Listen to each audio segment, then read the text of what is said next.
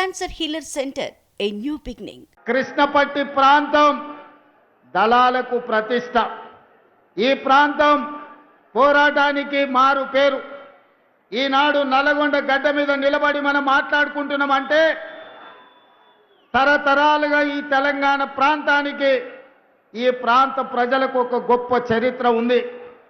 అది ఆదిలాబాదు అడవుల నుంచి మొదలు పెడితే ఆనాడు దండకారణ్యంలో ఇంద్రవెల్లి కొండల్లో వెలిసిన కొమరం భీముడు జల్ జమీన్ జంగల్ అని చెప్పి ఆనాడు భూ పోరాటాలు చేసి నిజాంలకు రజాకర్లకు వ్యతిరేకంగా ఆనాడు వీర మరణం పొందిన ఇంద్రవెల్లి కొండల్లో ఉదయించిన సూర్యుడు కొమరం భీముడైతే, అదే విధంగా ఈనాడు మీకు తెలుసు భూమి కోసం, భుక్తి కోసం, విముక్తి కోసం ఈ నల్లగొండ బిడ్డలు సాయుధ రైతాంగ పోరాటాన్ని నిర్మించిన చాకలి ఐలమ్మ, దొడ్డి కొమరయ్య, భీమిరెడ్డి నరసింహారెడ్డి, ఆరుట్ల కమలాదేవి, మల్లు స్వరాజ్యం, ధర్మ భిక్షం ఈ గడ్డ మీద నుంచి సాయుధ రైతాంగ పోరాటాన్ని నిర్మించి భూమి కోసం, భుక్తి కోసం, విముక్తి కోసం పోరాటాలను నిర్మించిన వీరుల గడ్డ ఈ నల్లగొండ గడ్డ అని నేను చెప్పదలుచుకున్నా.